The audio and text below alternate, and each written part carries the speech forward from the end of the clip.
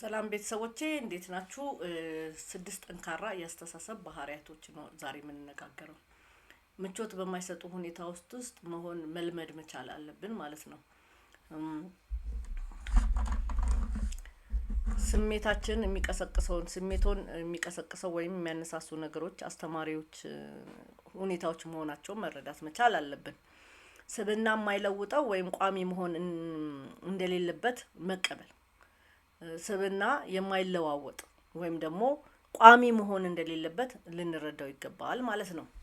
የምንሰነዝረው ትችትና አስተያየት በጥልቀት በማጤን ልምምድ ማድረግ መቻል አለብን። ዝም ብለን ለሰዎች በተለይ የምንሰጣቸው ነገሮች ሰዎችን እንዳይጎዳ የሚጠቅም ምክር መሆን መቻል አለበት።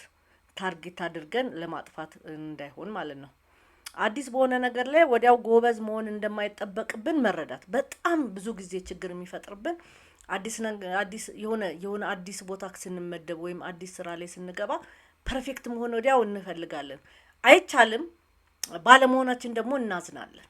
እሱ መሆን መቻል የለበትም እና አዲስ በሆነ ነገር ላይ ወዲያው ጎበዝ መሆን እንደማይጠበቅብን መረዳት፣ ራሳችንን አፕግሬድ ለማድረግ ደግሞ ጥረት ማድረግ መቻል እንዳለብን ማሰብ አለብን ማለት ነው። ሙሉ የማስተዋልና የመለየት ችሎታን ደግሞ ማዳበር፣ ብዙ ነገሮችን ማስተዋል፣ ችግሮችን እና ከጥሩ ነገሮች ላይ ለይተን ማወቅ መቻል አለብን ብዬ ነው የማስበው። ቤተሰቦቼ እነዚህ ነገሮች ተጠቀሙባቸው። አመሰግናለሁ።